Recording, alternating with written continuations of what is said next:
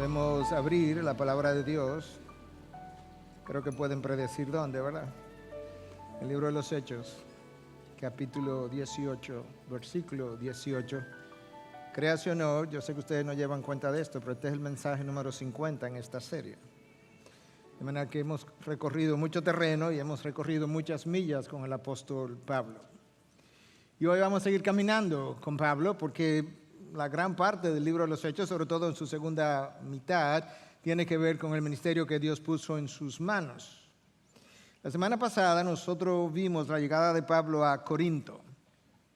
Muy brevemente, para brindar el contexto de dónde estábamos y recordarle algunas cosas, quisiera mencionar otra vez que Pablo llega a Corinto después que había sido burlado en Atenas y que él menciona en su primera carta a los Corintios, capítulo 2, versículo 3, que él llegó allí con debilidad, en temor y temblor.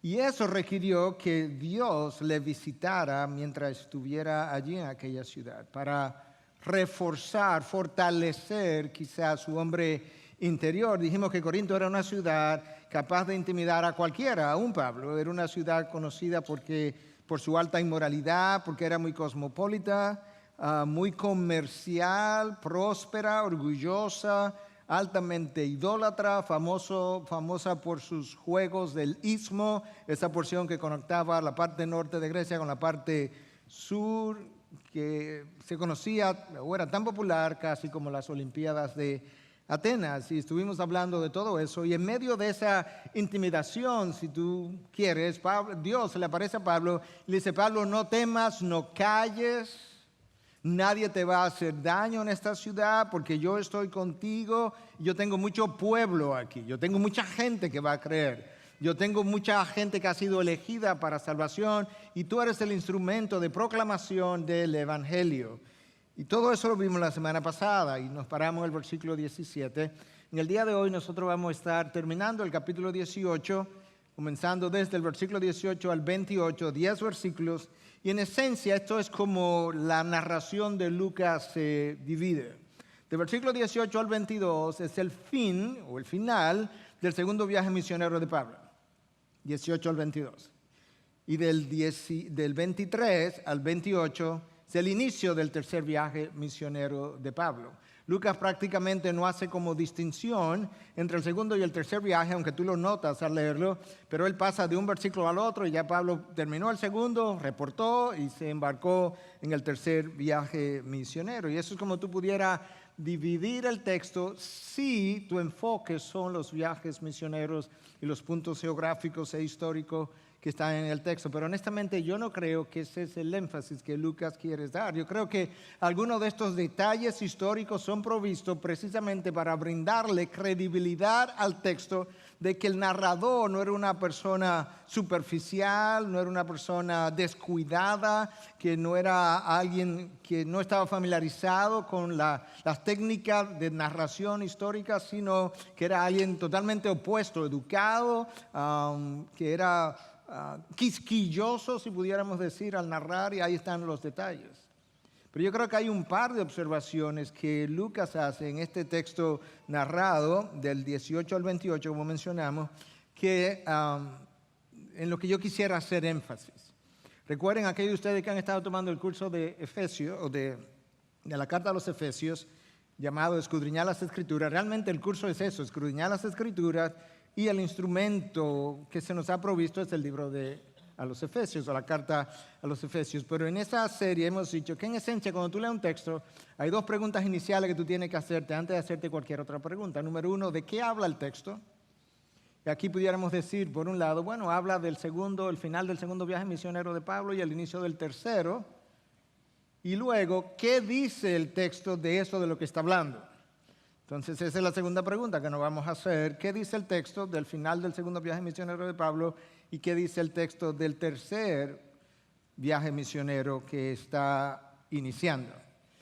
Pero en realidad, una vez más, yo creo que los detalles históricos están ahí no solamente para proveer contexto, sino credibilidad. Porque 2000 años después no hay mucho que tú y yo podamos como aplicar a nuestras vidas para transformación, si nos enfocamos en esos detalles y pudiéramos incluso perder interés. Entonces yo lo que voy a hacer es que voy a tomar el texto y yo voy a caminar con ustedes a través del texto. Yo creo que muchas veces, cuando tú tienes un texto narrativo, lo mejor que tú puedes hacer es, en vez de leer el texto entero, la gente se pierde en los detalles, que lo divida y vaya caminando y desarrollando el texto en la misma medida en que esos hechos se fueron dando. Entonces, como Pablo está hablando, mejor dicho, Lucas está hablando del segundo viaje misionero que está terminando y el inicio del tercero, vamos a tomar la porción que tiene que ver con ese fin del segundo viaje misionero. Y luego pasamos a la segunda parte, que es donde yo me voy a pasar la mayor parte del tiempo. Versículo 18, y Pablo, después de quedarse muchos días más, esto es en Corinto, se despidió de los hermanos y se embarcó hacia Siria, y con él iban Priscila y Aquila. Y en Cencrea se hizo cortar el cabello porque tenía hecho un voto. Llegaron a Éfeso y los dejó allí, se supone que los dejó en el puerto a Priscila y Aquila. Y entrando él a la sinagoga, discutía con los judíos. Cuando le rogaron que se quedara más tiempo, no consintió, sino que se despidió de ellos diciendo, volveré a vosotros otra vez si Dios quiere. Y zarpó de Éfeso. Al desembarcar en Cesarea, subió a Jerusalén para saludar a la iglesia y luego descendió a Antioquía. Antioquía es Antioquía de Siria, la ciudad de donde él había salido. ¿Sabe cuánto tiempo antes? 4 años antes. Pablo tenía 4 años paseándose, por así decirlo, a través del Imperio Romano, predicando, proclamando el Evangelio. Y 4 años después regresa, más de 2,000 kilómetros de distancia recorrido, en un momento en que no había transportación fácil. De manera que el segundo viaje misionero termina de esta forma. Pablo está en Corinto, de Corinto se va a Éfeso. En Éfeso, él va a la sinagoga, él predica, le piden que se quede, él dice, no, yo voy a volver a ustedes si Dios quiere. De ahí se va a Cesarea, de Cesarea sube a Jerusalén, y de Jerusalén va a Antioquía, que era su iglesia local, vamos a decir, de donde él había salido en el primer lugar. Según lo que vimos la semana pasada, Pablo pasó 18 meses en Corinto. De manera que de esos 4 años que él tiene evangelizando en el imperio, 1 año y medio estuvo en Corinto. Y esto es lo que nosotros vimos y que conecta con el día de hoy. Pablo encontró en Corinto a una pareja, Priscila y Aquila. Ellos habían venido de Roma, o de Italia, dice el texto anterior, después que el emperador Claudio decretó la expulsión de los judíos. Ellos llegan a Corinto y ellos se unen a Pablo y ahora han hecho una amistad tan estrecha que cuando el texto de hoy nos dice que Pablo sale de Corinto y se va a Éfeso, se llevó a esta pareja. Y eso es importante que nosotros lo comencemos a ver, porque Dios está formando un equipo, como lo voy a comparar un momento más tarde, muy diverso de personas que van a ser claves en lo que era la evangelización en ese tiempo.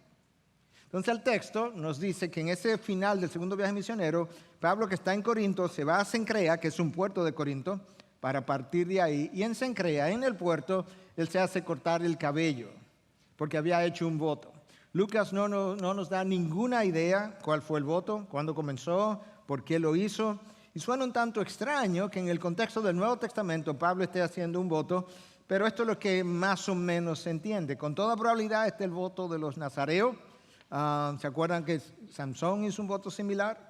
Y el voto es descrito en Números capítulo 6 y consistía básicamente en tú hacer una dedicación a Dios o pedirle algo a Dios que tú quisieras que ocurriera, en el que tú tienes que participar y decir, Señor, yo voy a darme por completo a ti, a tu trabajo, y hasta que esto ocurra yo voy a hacer este voto. Entonces la gente se dejaba crecer el pelo, no se lo cortaba, no probaba alcohol ni ningún fruto de la uva. Terminado ese tiempo, terminado el voto, la idea era que entonces ahora tú cortabas el cabello, subías a Jerusalén, presentaba el cabello cortado como que ya tu voto terminó y hacía varios sacrificios a Dios. Tú puedes leer un poco más en Números capítulo 6 acerca de esto. Entonces es como extraño que si ya Cristo vino, murió, resucitó, que en este contexto Pablo esté haciendo un voto. Y la razón por la que lo encontramos más extraño es porque la mayoría de la gente piensa que los votos y los juramentos están prohibidos en el Nuevo Testamento, porque en un momento dado Cristo dijo, no juréis. En realidad, cuando tú miras ese contexto más en detalle, Cristo no estaba prohibiendo del todo el juramento. De hecho, él fue puesto bajo juramento cuando fue entrevistado ante Pilato. Cristo lo que está prohibiendo es las promesas o los votos que nosotros hacemos y luego no cumplimos. En ese contexto, Cristo dice, es mejor que tú sí seas sí y tú no seas no. No le agregues nada más. No vaya a ser que tú falte ante Dios. El voto de los nazareos era voluntario, no era obligatorio. Entonces no sabemos, Lucas no nos da detalles y eso mismo nos dice de inmediato, ese no es el interés de Lucas al narrar esto. El voto nazareo de Pablo no es el interés de Lucas. Pero puede ser que Pablo haya llegado a Jerusalén, como el texto dice, a hacer la presentación de su cabello y sacrificios. Algunos piensan que sí, otros piensan que probablemente no. Lo más probable es que quién sabe. Si Pablo sale de Cencrea, le cortó el cabello, y entonces luego va a Cesarea, de Cesarea a Jerusalén, de Jerusalén va a Antioquía. Pero la primera parada fue en Éfeso por unos días. Y lo primero que él hace, según el versículo 19, es que va a la sinagoga y debatía con los judíos. ¿Acerca de qué? De que el Cristo, de que Jesús era el Mesías prometido. Él tuvo ahí en Éfeso una recepción mucho mejor, porque ellos le pidieron a Pablo que se quedara más días, lo cual nunca ocurrió en las sinagogas anteriores. Pero Pablo tenía una meta, aparentemente quería llegar a Jerusalén y luego a Antioquía en un determinado tiempo, y él dice, no, yo me tengo que ir, yo tengo que partir, yo regresaré a vosotros, a Éfeso, si Dios quiere. La iglesia de Éfeso no la vamos a ver ahora porque en el capítulo 19 en adelante vamos a regresar a Éfeso, pero la iglesia de Éfeso fue capital porque probablemente ella es la responsable de haber sembrado las 6 otras iglesias que aparecen en el libro de Apocalipsis. Éfeso probablemente fue la primera y luego de ahí las cartas enviadas a estas iglesias fueron viajando como en una forma circular a estas otras iglesias que se fundaron probablemente a partir de la iglesia en Éfeso. De manera que Pablo tenía claro la estrategia que le estaba siguiendo. Éfeso estaba localizado en un centro geográfico de importancia para fines de lo que él quería, que era evangelizar el resto del área, y lo logró con la ayuda de Dios, obviamente. Pero cuando él se va a despedir de los efesios, le dice, yo volveré a vosotros en poco tiempo si Dios quiere. Ahora, eso no es un cliché en la mente de Pablo. Eso puede ser un cliché en nuestras mentes. Te veo mañana, si Dios quiere, pero muchas veces no estamos pensando necesariamente que esa es la forma como yo estoy sintiendo la frase. En el caso de Pablo, Pablo estaba consciente que las cosas son o no son conforme a la voluntad de Dios. En más de una ocasión, Pablo habla de que él era un apóstol conforme a la voluntad del Señor. Él habla de esa forma en 1 Corintios 1:1, 2 Corintios 1:1, Efesios 1:1, Colosenses 1:1, 2 Timoteo 1:1. Yo soy un apóstol, pero no porque alguien me hizo apóstol, no porque yo me llamé al apostolado, sino por la voluntad de Dios. En más de una ocasión. De esa misma manera, Pablo, cuando está pensando en la voluntad de Dios, en un momento dado, donde él dice que ha recibido revelación del Señor y que vaya a Jerusalén y que a él le esperan cadenas y aflicciones y están tratando de pararlo, Pablo dijo que se haga la voluntad del Señor. Pablo estaba consciente de la soberanía, la providencia de Dios dirigiendo su vida a cada evento. Cuando él se refiere a sí mismo, porque está en una cárcel, él se llama prisionero de Cristo. Él sabe que él está en prisión por la voluntad del Señor. Él no es prisionero de Nerón, él no es prisionero de Claudio, él no es prisionero de quien fuera, él es prisionero de Cristo. La única manera que él puede estar detrás de las barras es si Cristo lo hubiese determinado. Las cosas son o no son conforme a la voluntad de Dios. Pelear contra eso es dar cosas contra el aguijón, como el Señor le dijo a Pablo en un momento dado. La voluntad de Dios le dio origen al universo. La voluntad de Dios sostiene el universo. La voluntad de Dios te trajo a este mundo. La voluntad de Dios te dio salvación en el día en que tú naciste de nuevo. La voluntad de Dios hace la historia, dirige la historia, escribió tu historia. Y lo único que tú y yo podemos hacerla es vivir la historia ya escrita. De manera que ahí está Pablo en Éfeso, ha salido de Corinto, está en Éfeso, ellos quieren que se quede, él dice, no, yo regreso en poco tiempo, si Dios quiere. Y Pablo entonces continúa su viaje corta su pelo, continúa su viaje y llega hasta Antioquía. Antioquía es la iglesia que lo vio salir en el primer viaje misionero, en el segundo viaje misionero, en el tercer viaje misionero, y es la iglesia donde él regresa a rendir un reporte. Es como rendir cuenta, ¿qué yo he estado haciendo? Tiene 4 años perdido, no hemos sabido de ti, no tenemos internet, no tenemos WhatsApp, no tenemos nada de eso, Pablo.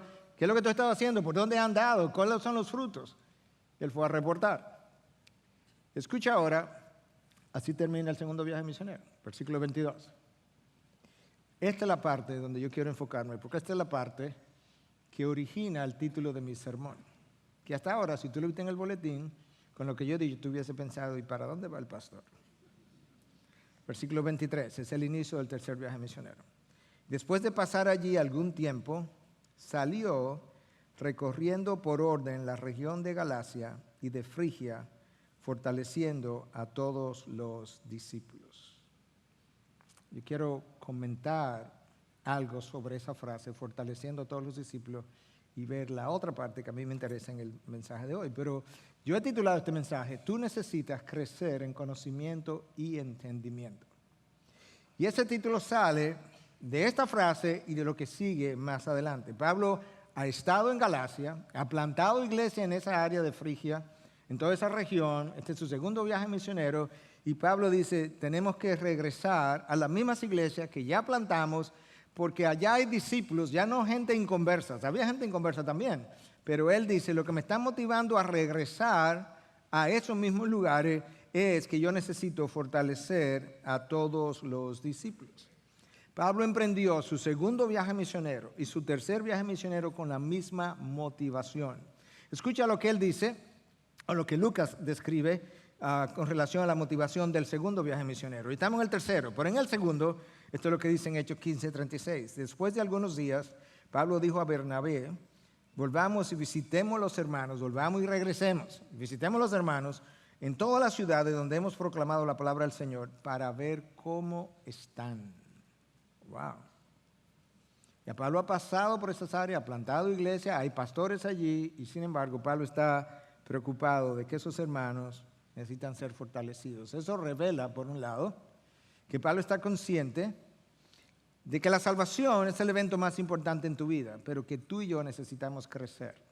Tú y yo necesitamos ser fortalecidos. No es suficiente con ser salvo. La salvación no es como un examen. ¿Con cuánto que se pasa? 70. Ah, pues está bien. No, esa no es la idea. Pablo sabe que aquí hay gente que ya recibió salvación. Ellos necesitan ser fortalecidos. Esto muestra el corazón pastoral de Pablo. Tanto su preocupación por los hermanos, como dice el versículo 36 del capítulo 15 de Hechos, para ver cómo están. Ven a ver, regresemos para ver cómo están los hermanos, cómo les va, cómo va su periodo de santificación. La salvación es importante, pero la santificación, en un sentido, es igualmente importante. Porque me salvaron para hacerme conforme a la imagen de Cristo. Y eso ocurre a través del proceso de santificación. Todos nosotros somos discípulos. Y todos nosotros como discípulos de Cristo necesitamos crecer en conocimiento y entendimiento. Nota que yo he usado 2 palabras que están conectadas y relacionadas, pero que no son iguales. Nosotros estamos involucrados en una batalla y en una carrera. Pablo habla de que yo he peleado la buena batalla al final de sus días. Pablo habla de que él ha corrido la carrera bien, he terminado la carrera. En esa carrera, tú y yo nos distraemos, la vida nos distrae. Hay decepciones, hay fracasos y esas cosas nos debilitan. No solamente eso, pero hay frustraciones y esas frustraciones nos irritan muchas veces. Y en el camino, en la batalla, en el fragor de la batalla, en la carrera, muchas veces terminamos heridos y estamos débiles. Y Pablo dice, vamos a regresar a fortalecer a los hermanos. Y eso es algo que estaba en la mente de Pablo todo el tiempo. Era algo que él no podía sacar de su mente. Su corazón pastoral no lo dejaba. Su corazón pastoral latía por los perdidos, pero latía igualmente por aquellos que ya habían sido salvos y que estaban o no estaban siendo conformados a la imagen de Cristo. Estaba preocupado por aquellos que se podían dejar distraer por las corrientes del momento y tú puedes leer eso a través de sus cartas, y escucha cómo él le escribe a los Corintios en su primera carta, capítulo 11, después que él habla de todo lo que él ha sufrido, padecido, de las veces que ha estado en prisión, las veces que recibió 39 latigazos, las veces que le dieron con varas, la vez que lo apedrearon, después que él naufragó. Y entonces él dice en el versículo 28 y 29 de 1 Corintios 11, además de tales cosas, de todo ese sufrimiento, de tales cosas externas, está sobre mí la presión cotidiana, diaria, de la preocupación por todas las iglesias. ¿Quién es débil sin que yo sea débil? ¿A quién se le hace pecar sin que yo no me preocupe intensamente? El corazón pastoral de Pablo es puesto en relieve cuando tú lees una frase tan sencilla como vayamos a ver cómo están los hermanos, o tan sencilla como vamos a regresar en este tercer viaje misionero a fortalecer los discípulos. Y aquí claramente él dice, hay tres cosas que están en mi mente. Una es la preocupación cotidiana por las iglesias. Pablo dice, ¿tú sabes qué? Cuando alguien está débil, yo tengo una identificación extraordinaria con este discípulo que yo me siento débil. Y de que si uno de sus discípulos, si alguien hacía pecar a uno de sus discípulos, si yo me preocupo intensamente. Tú puedes casi palpar el corazón pastoral de Pablo. Yo he dicho múltiples veces, me es difícil leer la vida de Pablo sin recibir convicción. Por la manera como él veía su misión.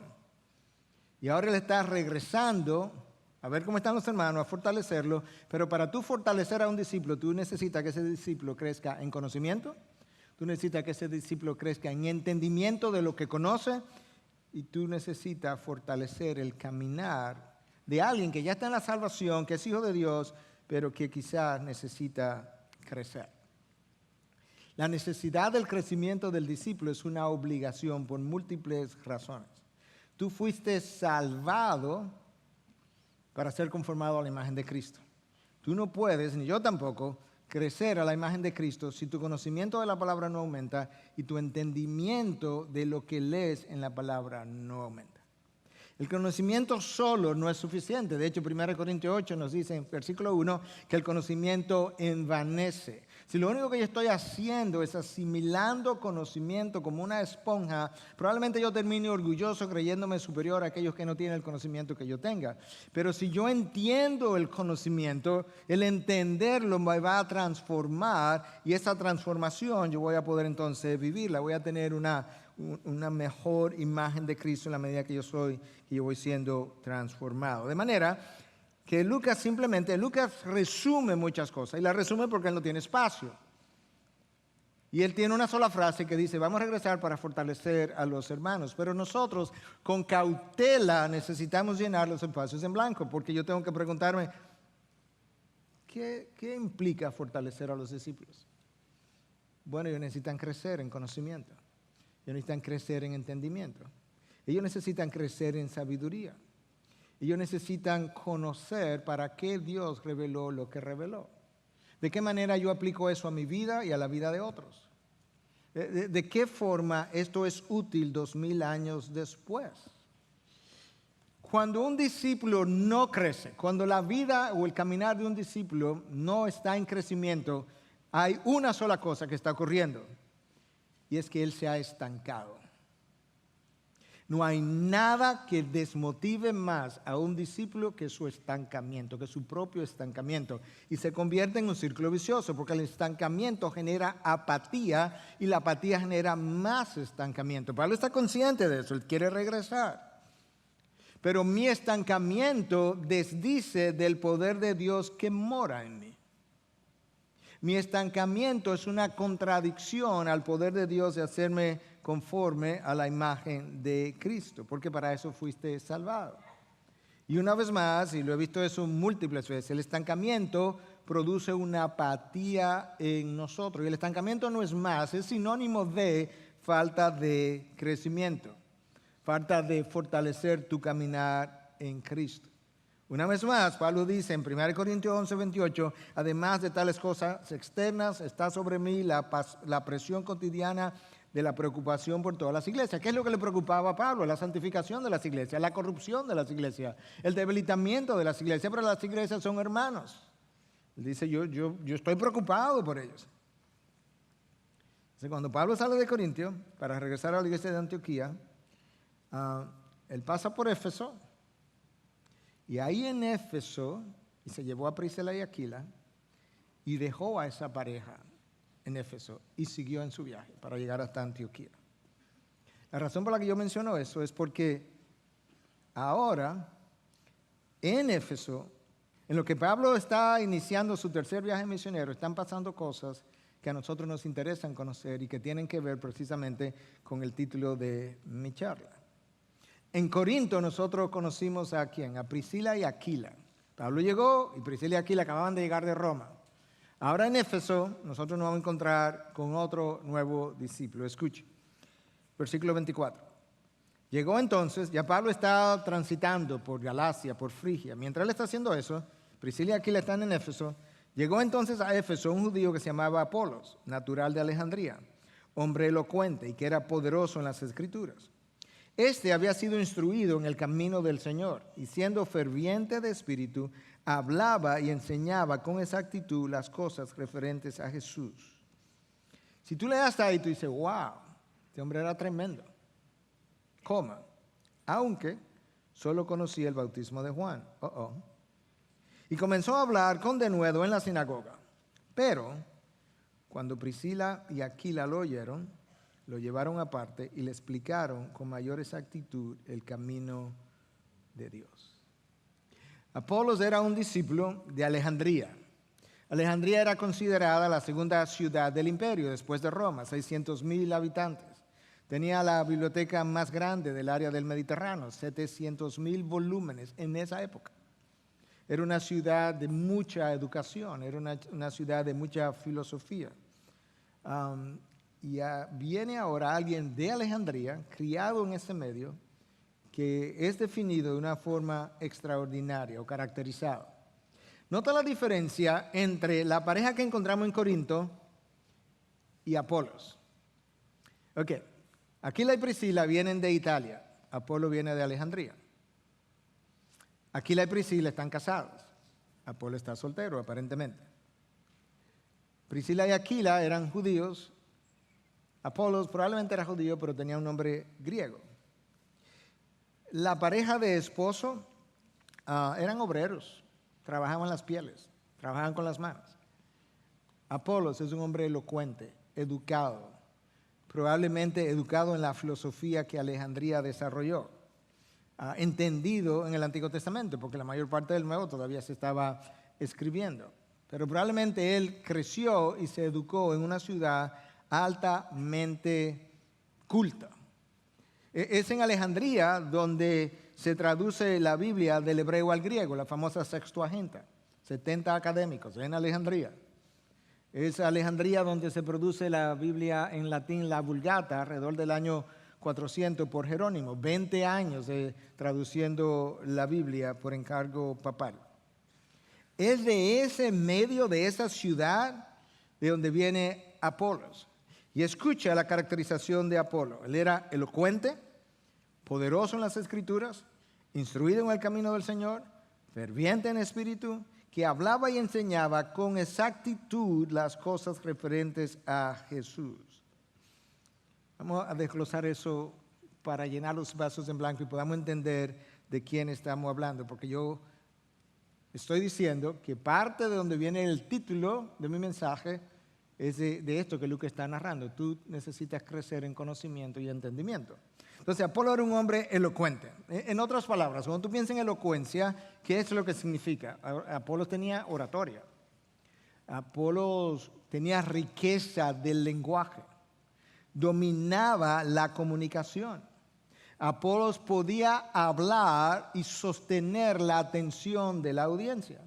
Apolos hablaba y tú no podías ignorarla, porque su elocuencia te hacía prestar atención, que es exactamente lo que pasó con Priscila y Aquila. Ellos le oyeron en la sinagoga, le prestaron atención y luego hablaron con él.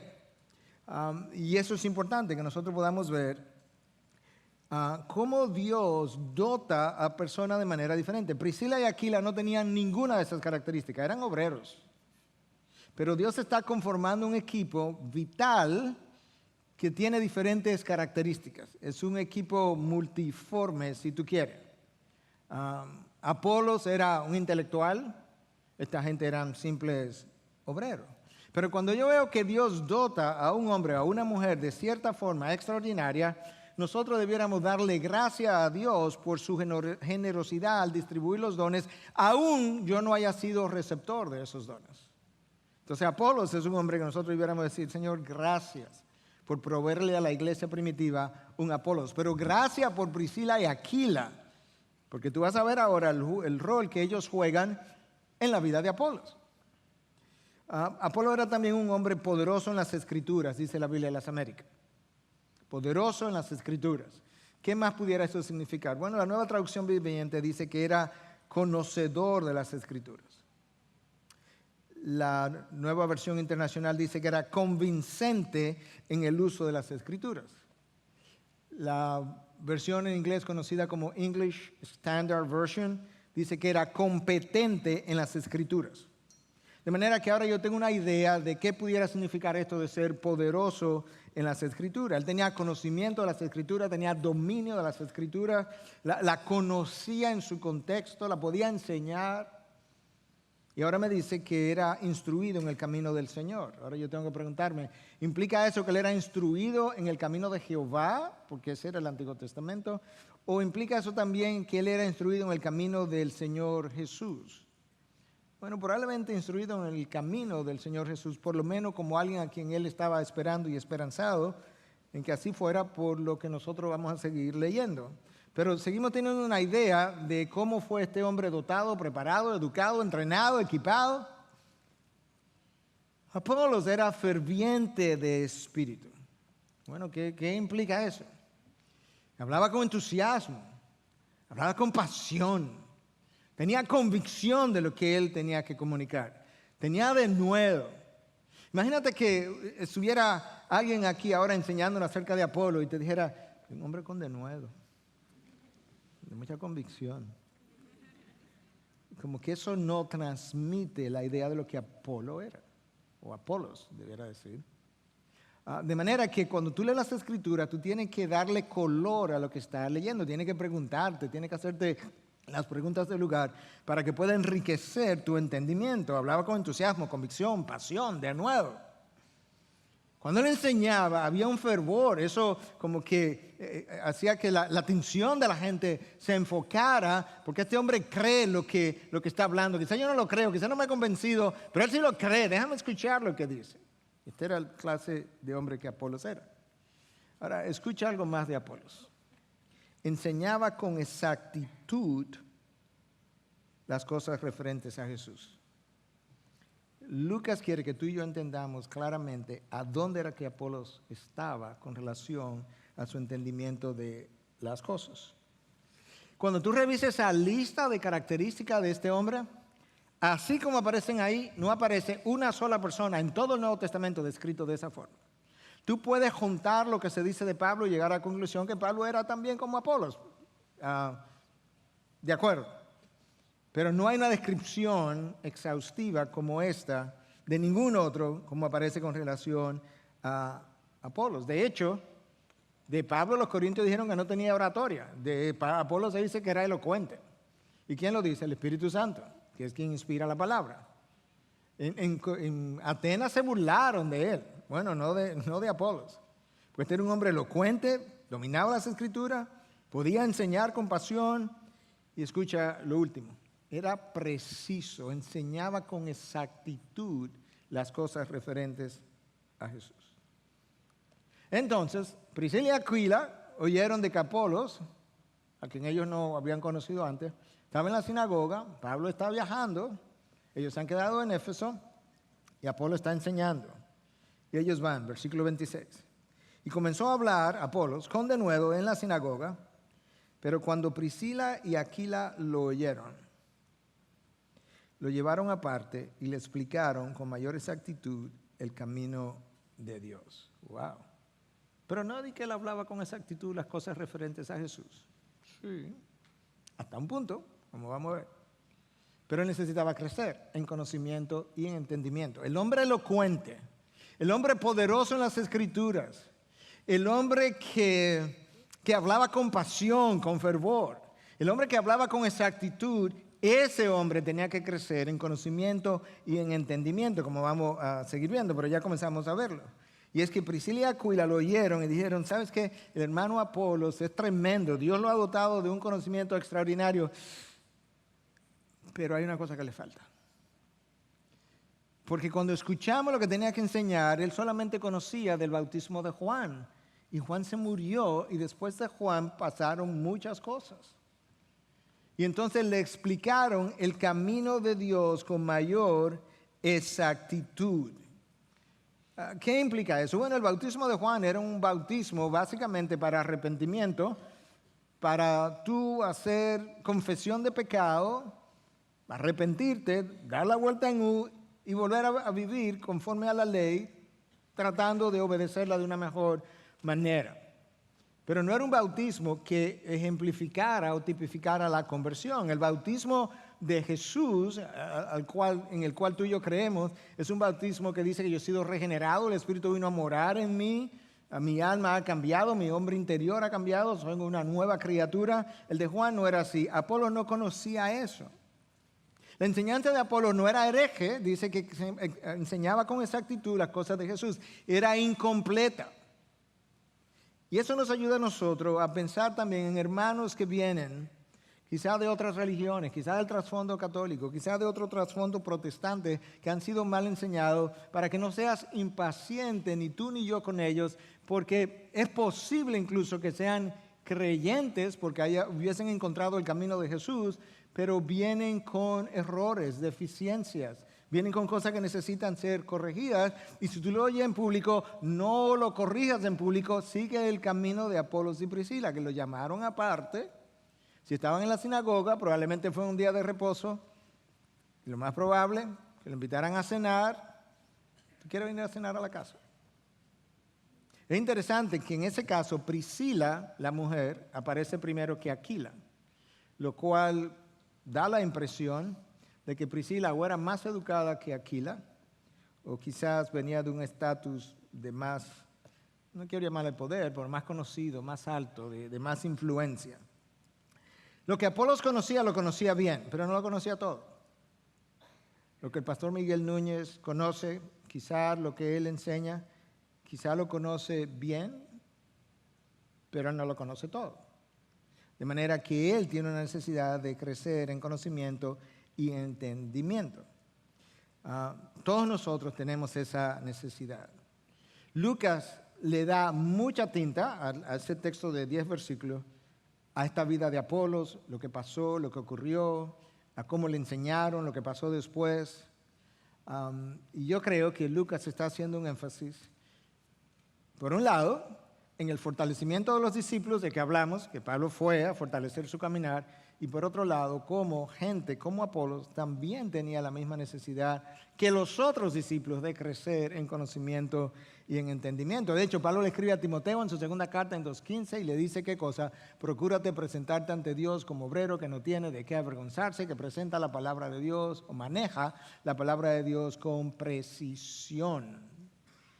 Dios quiere que yo maneje la palabra con precisión, porque cuando eso no ocurre, yo tiendo a manejarla con perversión, con corrupción de su mente, de su voluntad, de lo que Él ha revelado, de lo que Él es, de cómo Él piensa, de cómo Él siente. Y aparentemente Apolos recibió la corrección con humildad, lo que nos dice que Apolos era un hombre enseñable. Hablamos con el equipo el viernes y citamos un autor de nombre Stephen Farrar, que tiene un libro que se llama Finishing Strong, cómo terminar fuerte o bien. Y en ese libro él dice que el hombre no enseñable no tiene un solo chance de terminar bien.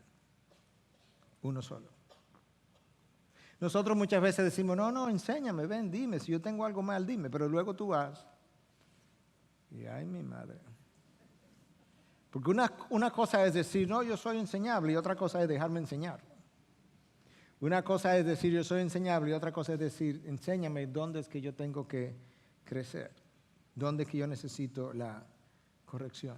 Apolos no era como este otro que Juan describe en su tercera carta en 1:9.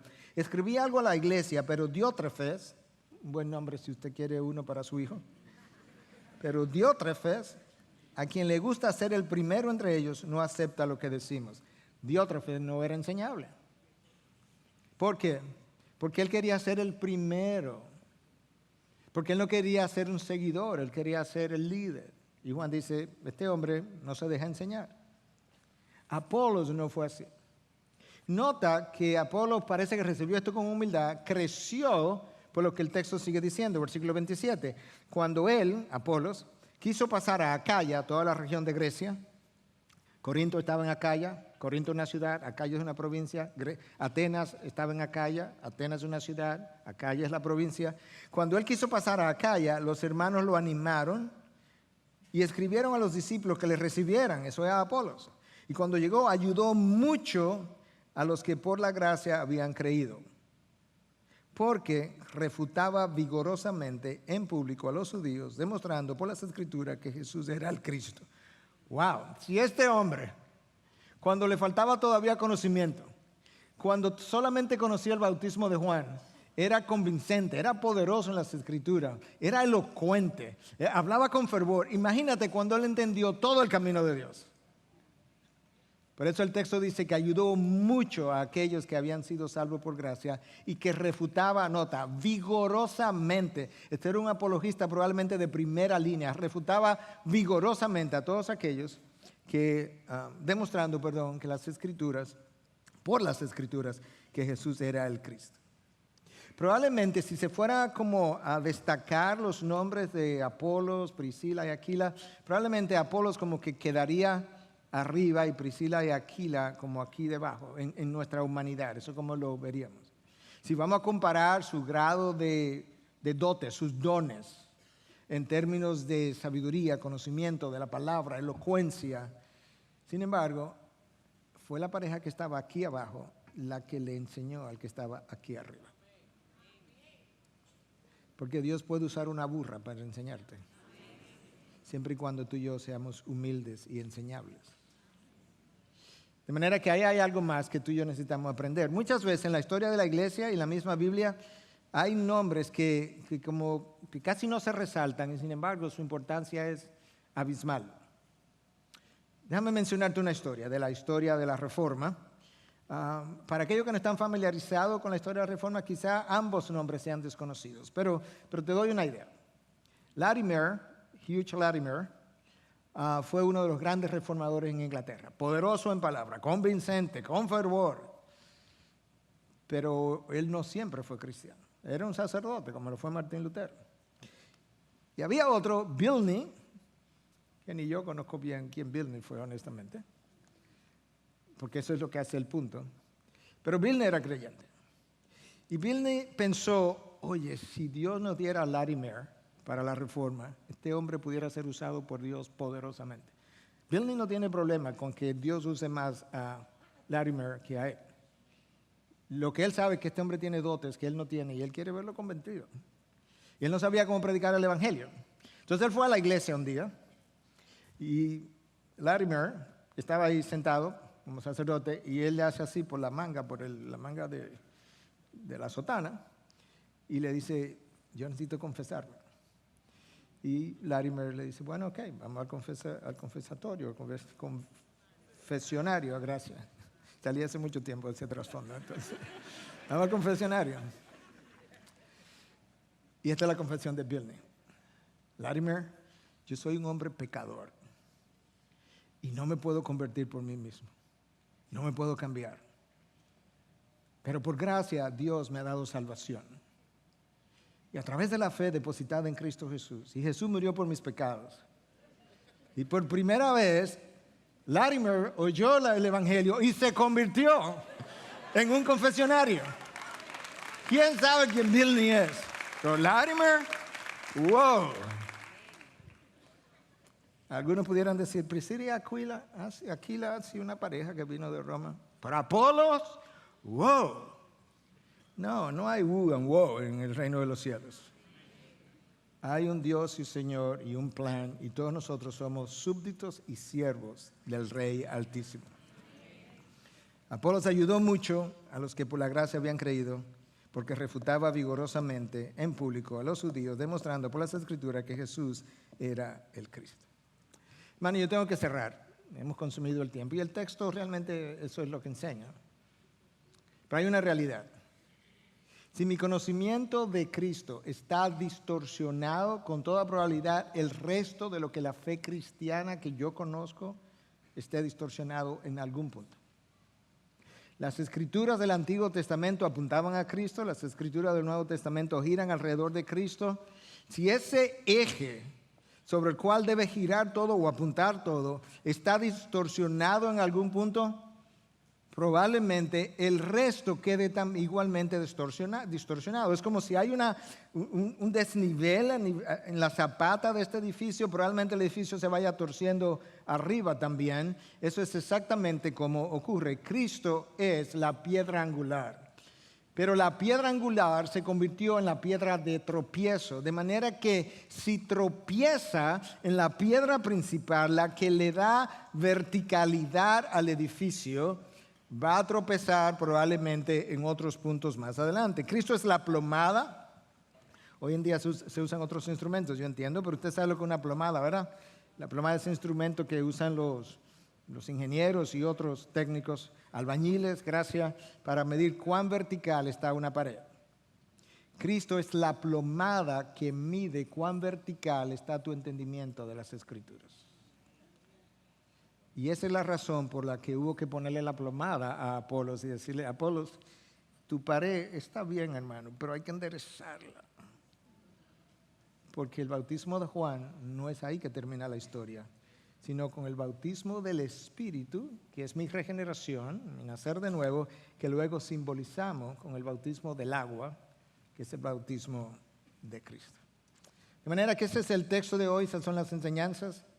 Mi esposa me preguntaba esta mañana, por alguna razón que no voy a traer al momento, que si el texto era un texto como pumped up, como lleno de energía. Yo decía, no. ¿O cómo yo estaba? Así fue que me dijo. Yo dije, bueno, yo no estoy pumped up, pero tampoco estoy deprimido. El texto tampoco es así. ¿Y entonces qué tipo de texto es? Bueno, es educacional, es instructivo, me amplía la mente, me amplía el conocimiento, me hace reflexionar. Bueno, ese es el texto. Pero también nos ayuda a prestar atención que aunque el texto habla de un viaje misionero que termina y otro que comienza, eso no es lo que es la carne del texto. Es lo que pasa, lo que Dios hace en esos dos viajes. Uno, cuando Pablo regresa a fortalecer a los discípulos que necesitaban ser fortalecidos. Y otro, ¿qué pasa con Apolos? ¿Quién era? ¿Quién influyó? ¿Quién lo ayudó para ver las cosas que estuvimos viendo a lo largo de la exposición?